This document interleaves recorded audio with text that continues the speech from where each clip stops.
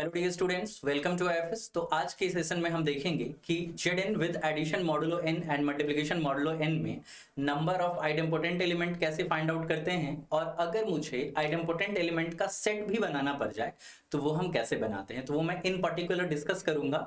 आपको comment box में बताना रहेगा कि इसे हम इन जनरल कैसे लिखेंगे। बड़े आराम से आप इसे ऑब्जर्व कर सकते हैं कि इसे इन जनरल भी कैसे लिख सकते हैं। तो देखते हैं वन बाय वन। जैसे देखो, number of idempotent element in Zn with addition and multiplication modulo n में देखना हो तो अगर n की वैल्यू 1 होगी तो Z1 हो जाएगा, और Z1 में सिंगलटन 0 होगा, वहां 0 का स्क्वायर 0 हो जाएगा। तो इस तरह से आप फाइंड आउट कर सकते हैं। और अगर आप n greater than equal to 2 पे बात कर रहे हैं तो by fundamental theorem of arithmetic n को आप p1 to the power n1 से लेकर के pk to the power nk के प्रोडक्ट में लिखेंगे, जहां pi डिस्टिंक्ट प्राइम होंगी। तो यही डिस्टिंक्ट प्राइम का जो काउंट है ना, यही 2 की पावर में रखते हैं तो फिर ये फॉर्मूला हमारा आ जाता है। कैसे आता है उसका प्रूफ पे मैं इस बात नहीं कर रहा हूँ, बट क्या होता है वो मैं बता रहा हूँ। जैसे कि एग्जांपल के तौर पे आप देखोगे, number of idempotent element in Z60 with addition modulo 60 and multiplication modulo 60 क्या होगा। तो आपका पहला टास्क क्या होगा कि 60 का फैक्टराइजेशन कर लो, है ना।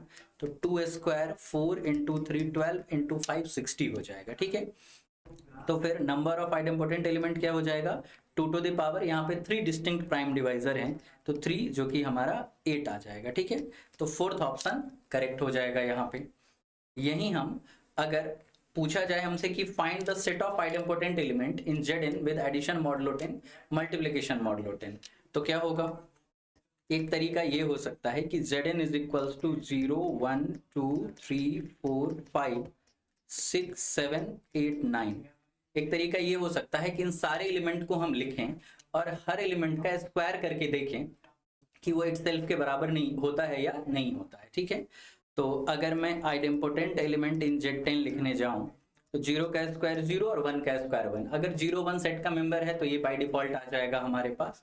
इसके बाद 2 का स्क्वायर 4, 3 का स्क्वायर 9, 4 का स्क्वायर 16, तो 10 से डिवाइड करने पे 6 रिमाइंडर आएगा। 5 का स्क्वायर 25, तो 5 आइडेम्पोटेंट हो जाएगा। इसके बाद 6 का स्क्वायर 36, 6 आइडेम्पोटेंट हो जाएगा।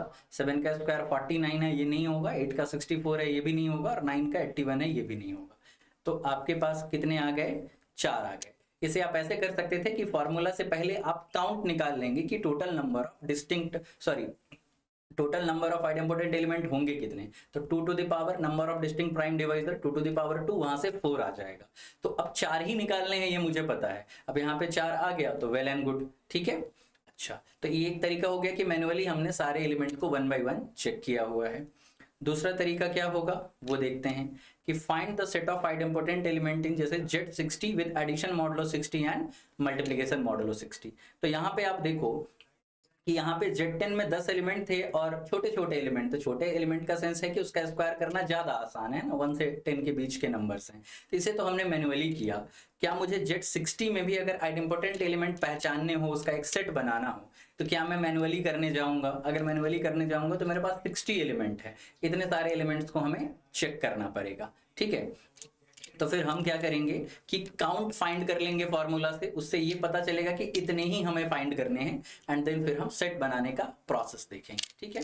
तो यहाँ पे 60 को अगर देखा जाए तो क्या लिख सकते हैं, 2 स्क्वायर इंटू 3 इंटू 5, ठीक है। ये 60 को इस तरीके से प्राइम फैक्टराइज कर लिया है हमने। तो number of idempotent element in Z60 with addition modulo 60 multiplication modulo 60 क्या हो जाएगा, 2 to the power number of distinct prime divisor जो कि 3 है, तो 8 आ जाएगा। तो इससे मुझे क्या पता चलेगा कि 8 ही आइडेम्पोटेंट एलिमेंट मिलने हैं। अब वो होंगे कौन कौन वो मुझे फाइंड आउट करना है, मतलब idempotent element in Z60 find out करना है। तो 0 और 1 हमेशा ही होंगे for n greater than equal to 2।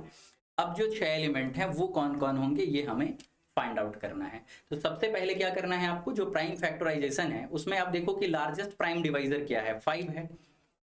तो आप क्या करो कि 5 का टेबल लिखना स्टार्ट करो, ठीक है। और कब तक, तो जब तक कि आप 60 के नेबरहुड में ना चले जाओ, मतलब 60 को क्रॉस नहीं करना है। बिफोर 60 जो भी 5 का मल्टीपल होगा वहां तक आपको जाना है, ठीक है। 5 10 15 20 25 30 35 40 45 50 एंड देन 55। ठीक है, यहां तक हम आ गए। अब आप देखोगे यहाँ पे 5 के आगे क्या है 6 और पहले क्या होगा 4, तो इसी तरीके से 11 9 16 14 21 19 26 24 31 29 36 34 41 39 46 44 51 49 56 54।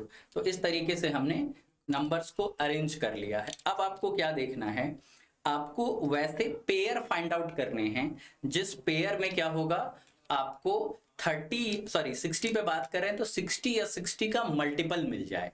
ठीक है, कैसे, तो वो देखते हैं। जैसे देखो यहाँ 5 और 4 मल्टीप्लाई करने पे 20 मुझे मिल रहा है, ना ही 60 और ना ही 60 का मल्टीपल मिल रहा है। 5 इंटू 6 मुझे 30 मिल रहा है, तो यहाँ से कोई भी आइडेम्पोटेंट एलिमेंट मुझे नहीं मिलेंगे। फिर 9 और 10 में मुझे क्या मिल रहा है 90 मिल रहा है। ठीक है, तो प्रोडक्ट 90 आ गया, लेकिन 60 का मल्टीपल तो नहीं हुआ, और 10 और 11 में भी 60 का मल्टीपल नहीं मिलेगा, है ना।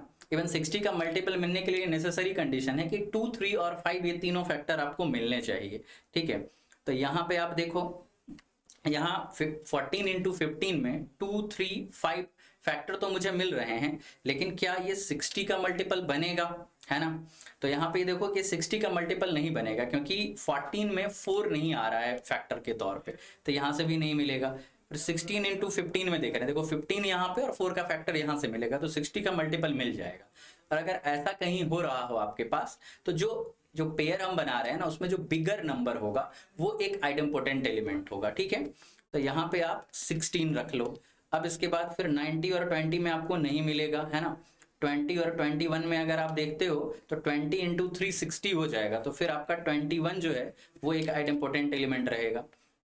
24 और 25 में आप देखोगे तो 24 से 12 ले सकते हो और 25 से 5, तो 12 इंटू 5 60 आपको फिर यहाँ पे मिल जाएगा।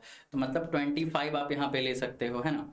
फिर 25 और 26 में अगर हम बात करें तो यहाँ पे 60 का फैक्टर लेने के लिए क्या करना होगा, आपको 3 का फैक्टर भी चाहिए होगा, जबकि 3 यहाँ ना ही 25 और ना ही 26 को डिवाइड करता है, तो यहाँ से नहीं मिलेगा।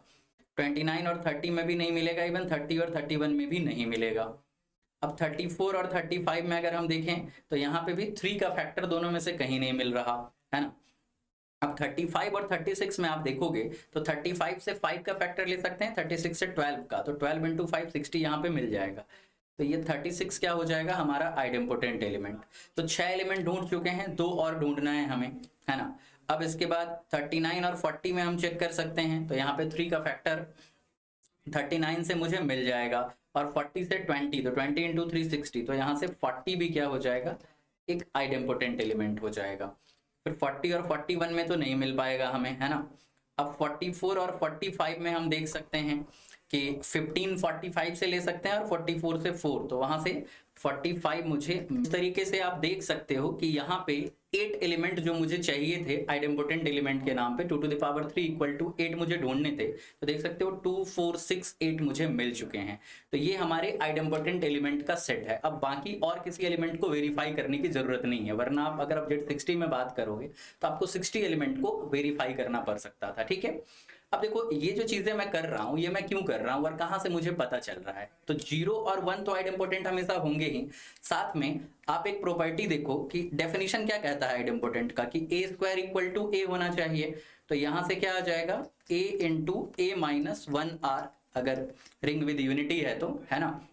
अब n greater than equal to 2 पे मैं अगर बात करूंगा तो obviously z in ring with unity होने ही वाला है यहाँ पे, तो a into A minus 1r is equals to 0।